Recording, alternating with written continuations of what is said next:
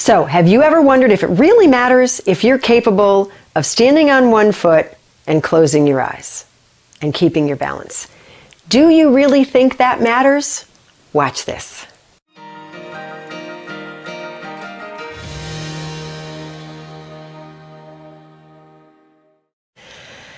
So, did you figure it out? Can you stand on one foot and close your eyes and keep your balance? Can you not? Okay. Is that really important? I'm going to talk a little bit about balance today, and then I'm going to show you some things that really make a difference in authentic human function as we get older so that we maintain solid stability, good balance, and we radically reduce our risk of falls as we get older. Right? Because isn't that really the whole point? I mean, I work with people and they tell me, yeah, my balance, it's not so good. And they realize that, they go to do something and they almost lose their balance, or they feel a little unsteady when they go to do something that might challenge it, right? Like picking up a foot. It's like, they're like, oh my gosh, I can't reach. I can't do anything when I'm on one foot because I feel like I'm going to lose my balance. So let's talk a little bit about balance. I have done some Friday Value videos recently about balance, and I do teach a lot of things about aging well. So I thought this was a really important topic for you to get a good handle on. So, there's three main components to keeping our balance. Our vision is a big part of it. Our inner ear is a big part of it. But a lot of it is our proprioception, or how our nerves are reporting to our brain where we are in space, so that our brain knows what body parts it can direct to keep us from falling down. That's pretty much the basic, if you want to break it down into just normal human language, right? Just typical English, okay? So, here's the deal. You can train yourself till the cows come home by standing on one foot, right? Seeing how long you can stand there. Can you do it with your eyes closed? And can you do it on the other foot? Can you do it with your eyes closed? And is there a difference? Seems like I'm a little better on my right foot than my left foot. The funny part is I broke this ankle years ago, and it's actually better, probably because I rehabbed it so much, right? So does it really matter? What happens when you pick up a foot and you stand there? Everything gets rigid, right? You're stiffening. You're trying to keep yourself there because you don't want to lose your balance, and you're trying to stand on one foot, so you don't want the other foot to have to go down because you feel like you failed somehow. Okay, so balance is not rigidity. It's not stiffening. Real, healthy, functional balance is fluid motion with control, right? I can reach this way. I can be on one foot. I can lean over here. I can pick this foot up. I can do a golfer's tip to pick something up off the floor and keep my back from bothering me if I've got a back history. There's lots of great things you can do, right? And you don't want to, as you get older, you don't want to have to walk around holding on to stuff as you go from thing to thing so that you're safe and you don't end up hurting yourself, right? So let's talk about, and I'm going to teach you a movement that's going to help you to see how your balance is with movement. Do you have control with fluid movement, real human movement? So here's a really cool thing that you can do. We can do this in 3 different planes of motion. We move in 3 planes of motion. We move forward, we move back, that's sagittal plane.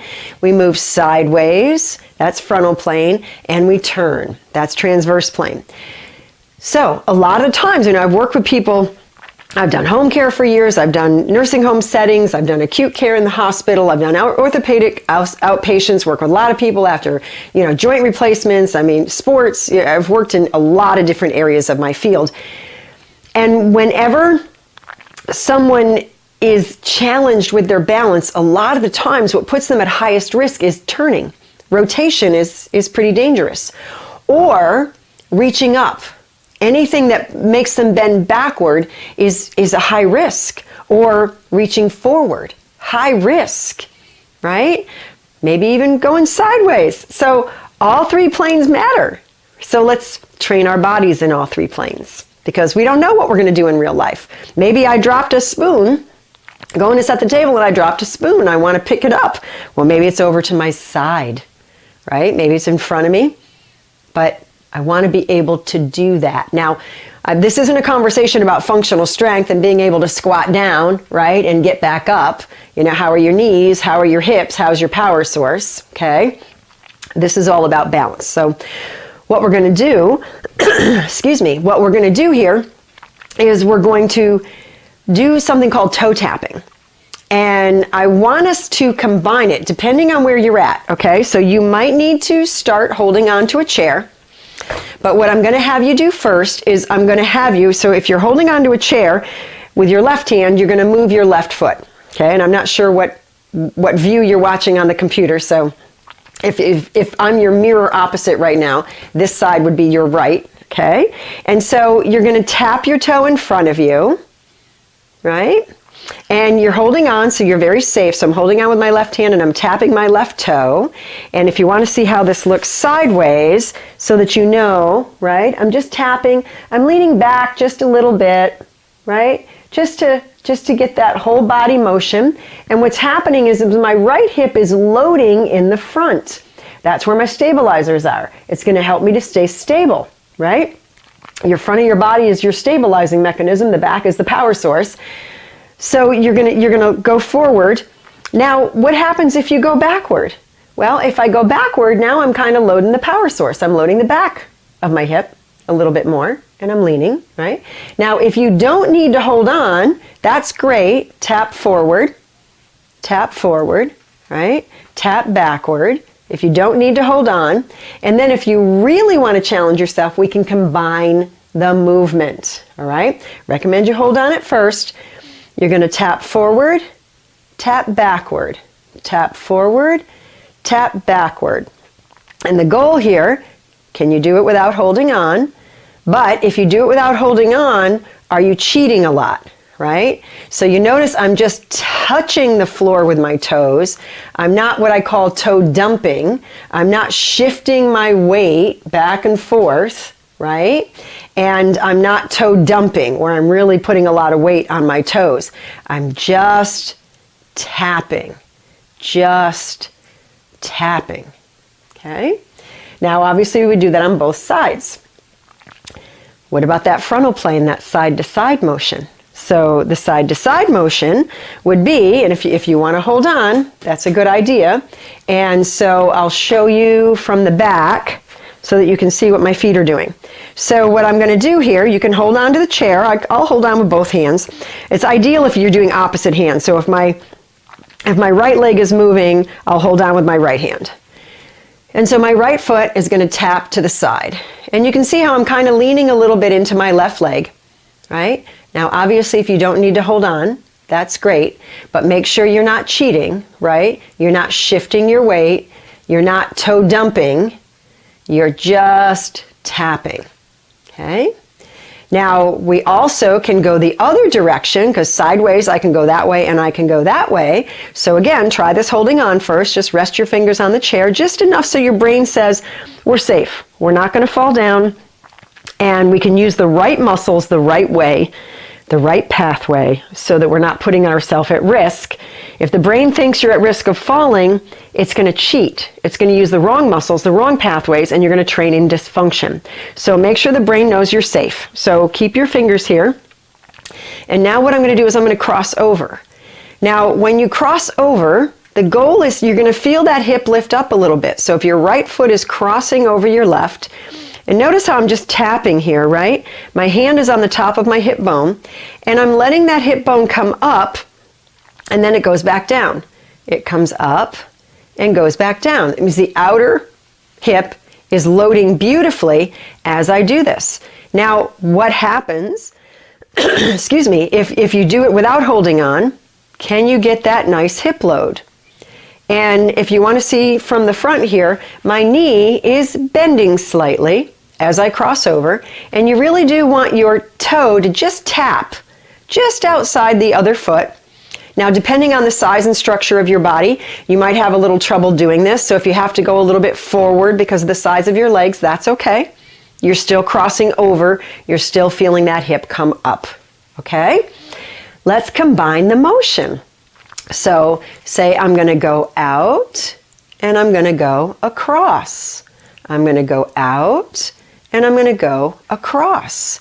Now you're going to feel that hip that you're working. You're going to really feel that hip working. You're going to be really shocked. I just worked with a consult today who told me that, she'd had all kinds of PT for years and years, which is why she contacted me. She had these chronic issues. And she said she was really surprised that no one had ever taught her anything like what I've taught her. No one had ever assessed her anything like I assessed her. And she couldn't believe that it could all be done on Zoom. And she's already better. Out of the 12 motions I assessed, she had 9 that were less than functional. And in after just one session, she's now got 6 of those motions are much improved, right? 6 of those that were not really functional optimally. So, but this is not, as she said, these movements they're like simple, but they change things, and they do, right? So you're going to go side to side, and you're going to really feel that hip is going to start to say, wow, you're really working me. This is something, right? Now, of course, we're going to do the other side. I recommend you kind of test the waters, see how you're like on both sides, see what happens if you've got to hold on, then hold on, but see how it goes out, and then feel that hip come up as you go across, because we want that beautiful eccentric load on the outside of that hip. We want that muscle to get longer under tension so that that hip is really functioning well in frontal plane going side to side. Then you can combine them, right? And the goal is to just tap the toes. If you have to toe dump in order to feel safe, that's okay. But ideally, you don't want to be doing that, because we want to make sure we're using the muscles really optimally. So if you've got to just put a finger on a chair back, even if it's just one finger, so that you feel really safe going back and forth, and your brain says, oh, we don't have to worry about falling, so we can use all the muscles the way you're asking us to use them, the way they were designed to be used for this motion. Okay, what about rotation? We're going to turn, obviously. That's what rotation means, right? We're going to rotate, we're going to turn. So we want to turn right and we want to turn left, and we're going to do that with one foot going in and out, and then the other foot going in and out. Now, I'll show you holding onto a chair. If I'm going to work my left leg, I'll hang on with my right hand, and my right foot is going to turn in, and so you can see I'm kind of making a nice letter T with my feet, and then it's going to turn out, and now I look like I'm making a letter L with my feet, right? So you can see this. I'm making a letter T, and I'm making a letter L. T, L. Now this one's a little bit challenging to do without holding on until the muscles have really figured out what you're asking them to do. So I'm really having to focus here to do this. But I'm not at risk of falling, and I am able to do it. I am able to just toe tap. I'm not toe dumping, right? I'm not shifting my weight. I'm not putting in and going here and going there. I'm keeping all that weight on that left side as I turn.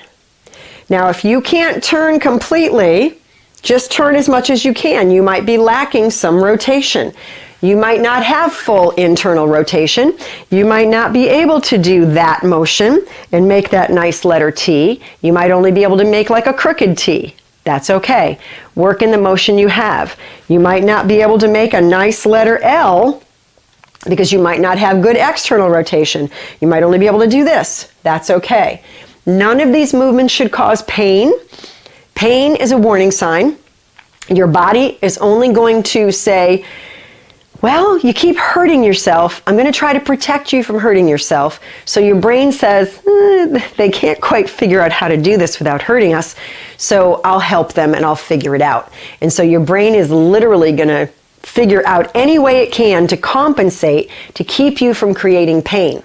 So you don't do repetitions, and we're not even talking discomfort. Okay, I know some people say, well, I'm not really sure. Is it really pain? You know, I'm kind of used to it. I've got this big pain tolerance. If it doesn't feel comfortable, if it doesn't feel confident and competent and successful, you don't do it repetitively. Okay? Put a finger on a chair, put a hand on a chair. It's not cheating.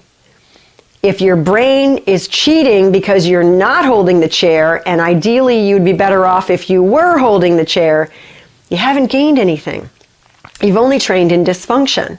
So what'll happen is you'll get really good as you hold on to that chair, and then you'll be able to let go, and you'll be nice and competent and confident and successful. And the goal is to be nice and symmetrical and be able to do it on both sides. You will be really surprised at how well your balance improves. Now, there are other things that are really important for balance. One of them is ankle function. If your ankles are lacking dorsiflexion, if you're not inverting the heels, that's a whole nother thing that can really impact your balance. If the front of your hips are locked short, that'll impact your balance because it's kind of pulling you forward a little bit. If you have a really weak backside to the hip, that'll impact your balance because there's no power source back there and your body's kind of challenged to really maintain stability because of that lack of strength. If your trunk is kind of stuck in a little bit of flexion, that'll throw your balance off. Your head will go forward, and for about every inch your head is forward, that adds 10 pounds of pressure on all those muscles. So now we're getting neck ache and shoulder ache and all that fun stuff. And I say fun to be sarcastic because no, it's not fun, right? So hopefully this has helped you. If you really enjoyed this video, please hit the like button. Subscribe if you haven't subscribed yet so that you know when the next video comes out. I do my best to put out a good education video about once a week. And I also do my Friday value videos on here, which is every week as well. Those are 3 to 4 minutes, educational tips. Sometimes it's on a lot of different topics. So balance. It's so important that you train it in movement. It's fluidity with control. It's fluidity with control. It's not rigidity and stiffness. All right. I'll see you next time.